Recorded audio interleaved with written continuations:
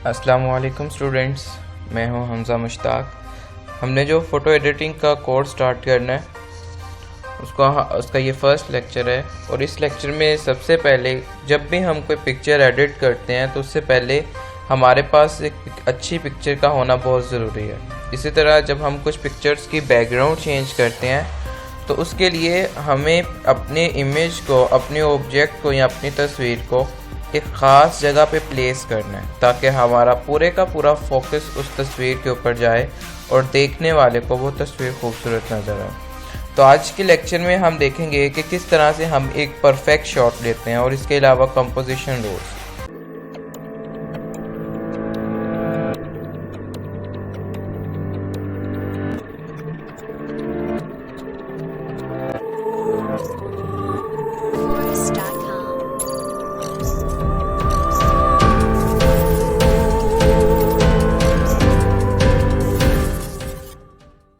पहले तो मैं आपको ये बताना चाहूँगा कि हमें कंपोजिशन रूल्स की ज़रूरत क्यों पड़ी। तो जैसे आपको पता होता है कि हमारे पास एक तस्वीर के अंदर बहुत सारे ऑब्जेक्ट्स होते हैं, बहुत सारी चीज़ें होती हैं। हमारे पास बैकग्राउंड होती है, फोरग्राउंड होती है और इसके अलावा कुछ चीज़ें पड़ी होती हैं जिनको हमने तस्वीर में दिखाना होता है। इस मकसद के लिए हमारे पास जो मेन ऑब्जेक्ट हमारा होता है जिसके ऊपर यूज़र का फोकस डायरेक्ट जाना चाहिए और हमारी पिक्चर अपना एक पूरा मैसेज कन्वे कर सके, तो उसके लिए हमें कुछ रूल्स को फॉलो करना पड़ता है। सबसे पहला और मोस्ट इम्पॉर्टेंट रूल और सबसे ज़्यादा यूज़ होने वाला जो रूल है that is rule of third. Rule of third में हमारे पास क्या होता है, सिंपल से हमारे पास इस तरह से तीन ग्रिड्स यानी कि तीन कॉलम्स हमारे पास होते हैं और हर एक के मोबाइल में ये चीज़ मौजूद होती है। आप अपनी कैमरा के सेटिंग्स में जाके ग्रिड्स को ओपन कर सकते हैं। उसमें हमारे पास जो मेन पे आते हैं, ये हमारे पास तीन मेन पॉइंट्स होते हैं, चार, जिनके अंदर हमने अपने ऑब्जेक्ट को अलाइन करना होता है। फॉर एग्जांपल मेरे पास ये वाली लाइन है तो मैं सबसे ज़्यादा जिस चीज़ को प्रेफर करूँगा, इसी चीज़ को प्रेफर करूँगा कि मेरा जो ऑब्जेक्ट है वो इस लाइन के अलोंग चले। ज़रूरी नहीं है कि हर दफ़ा हमारा ऑब्जेक्ट या हमारी तस्वीर या हमने किसी तस्वीर में किसी को खड़ा किया हुआ है तो वो सेंटर में ही आए। सेंटर में जो आने वाला रूल है वो बहुत पुराना रूल है, लेकिन हम रूल ऑफ थर्ड की कुछ एग्जांपल्स को देखेंगे तो इसमें देखें हमारे पास ये एक बहुत ही प्यारी और खूबसूरत सी पिक्चर है जिसमें उसने अपने मेन ऑब्जेक्ट को, जो कि यहाँ पे एक टावर है, उस टावर को उसने अपने इस लाइन के साथ अलाइन किया हुआ है, जिससे पूरी की पूरी पिक्चर जो है खूबसूरत नज़र आ रही है।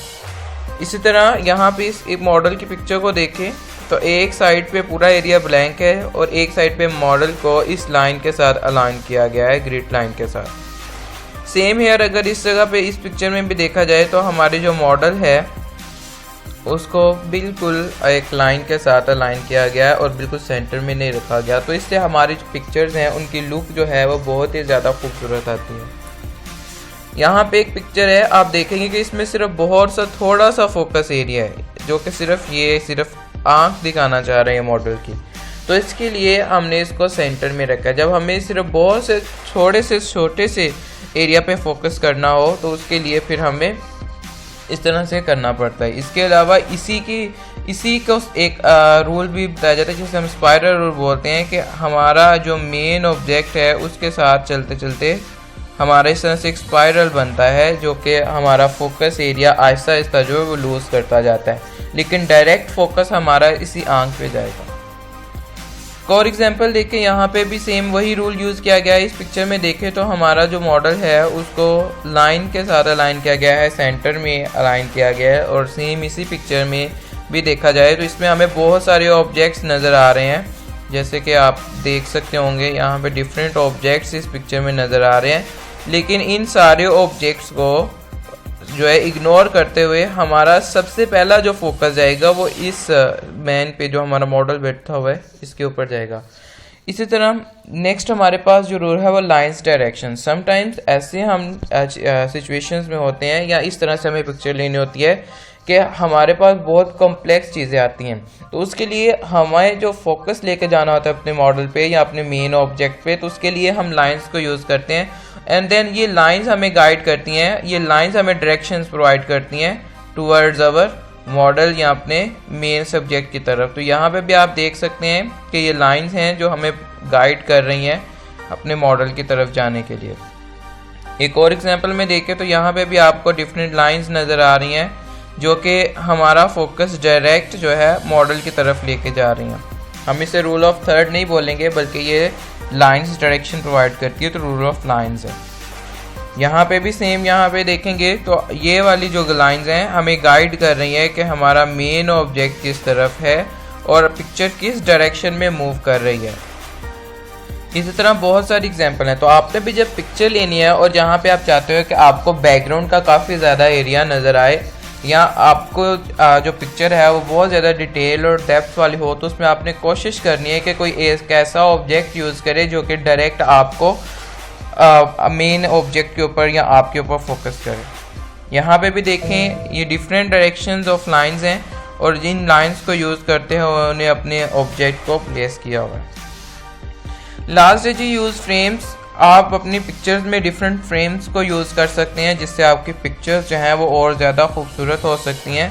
तो यहाँ पे देखिए मेरे पास ये एक नॉर्मल फ़ोटो है और इस फ़ोटो को बगैर फ्रेम के ही क्लिक किया गया है और जिसमें आप देख सकते हो। और यहाँ पे दूसरी तरफ देखा जाए तो हमें एक फ्रेम नज़र आ रहा है जिस फ्रेम को यूज़ करते हुए हमने अपने मेन ऑब्जेक्ट के ऊपर फोकस किया है। तो इस तरह से हम अपने इमेज को काफ़ी डिटेल्ड और खूबसूरत बना सकते हैं और दूसरे देखने वाले के लिए भी ये बहुत ज़्यादा एक अच्छा मैसेज कन्वे करेगा अगर आप अपनी पिक्चर में फ्रेम्स को यूज़ कर सकते हैं। लीजिए यहाँ पे भी देखें, ये यहाँ पे हमारे पास अगर यहाँ कोई मेन ऑब्जेक्ट होता तो ये हमारे पास एक ट्रीज़ का एक फ्रेम यूज़ किया गया है और इस फ्रेम से हमारा फोकस पिक्चर जो है वो और ज़्यादा खूबसूरत हो सकती है। इस पिक्चर को देखें, बहुत ही आसान टेक्निक्स को यूज़ करते हुए हमने इस फ्रेम को यूज़ किया और इस फ्रेम के अंदर हमने अपने मॉडल का मैसेज जो है, मोस्टली आप लोगों ने क्या करना है जब आप पिक्चर ले रहे हो तो आपने हमेशा रेलिवेंट पिक्चर को, जिस चीज़ के बारे में आप शूट कर रहे हो या जिस चीज़ के बारे में आप एडिट कर रहे हो उससे रेलिवेंट फ्रेम लेना है।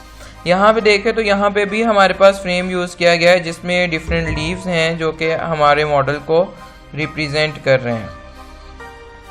लास्ट पे फ्रेम इन फ्रेम का कंसेप्ट आता है कि आप एक फ्रेम, डिफरेंट फ्रेम्स बने हुए हैं, यहाँ पे आप देख सकते हो सीढ़ियों के ऊपर एक ये फ्रेम, एक ये फ्रेम, और इस फ्रेम के दरमियान में हमने अपने मॉडल को प्लेस किया है। इसी तरह यहाँ पे भी अगर आप देखें तो यहाँ पे भी हमने अपने डिफरेंट फ्रेम्स बन रहे हैं और इन फ्रेम्स के अंदर हमने अपने मॉडल को रखा है। तो ये थोड़े से रूल्स थे जो आपने याद रखने हैं, क्योंकि पिक्चर एडिट करने से पहले या पिक्चर प्लेस करने से पहले आपको पता होना चाहिए कि आपका इमेज उसकी रेशो क्या है और किस तरह से आपने उसको रिप्रेजेंट करना है उन पर। तो बहुत ही सादा से रूल्स हैं, इनको आपने याद रखने हैं। In case of any question आप मेरे से लिंक कांटेक्ट कर सकते हैं, ईमेल एड्रेस मैंने आपको दिया हुआ है। नेक्स्ट इंशाल्लाह हम फोटोशॉप को स्टार्ट करेंगे और उसमें भी आपने देखना है कि जब भी आप किसी पिक्चर की बैकग्राउंड चेंज कर रहे हो या कोई इमेज वगैरह या ऑब्जेक्ट वगैरह प्लेस कर रहे हो तो उसमें आपने यही कोशिश करनी है कि इन रूल्स के मुताबिक आप प्लेस करें ताकि आपकी पिक्चर जो है वो बहुत ज़्यादा खूबसूरत और शानदार नज़र आए। दुआ में याद रखिएगा। CS वर्ल्ड की तरफ से ये लेक्चर्स आपको प्रेजेंट कर रही हैं जो कि names academy club Didar Singh का प्रोजेक्ट है।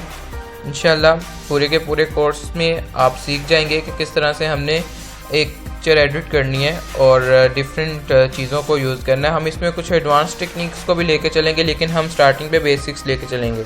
फोटोशॉप 7.0 में बहुत सारे टूल्स हैं, लेकिन हमने सिर्फ उन टूल्स को देखना है जो कि हमारे पिक्चर एडिटिंग से रेलिवेंट है। इसके अलावा हम इसमें कोई चीज़ नहीं देखेंगे और बाकी चीज़ों को इग्नोर करेंगे। अल्लाह हाफिज़।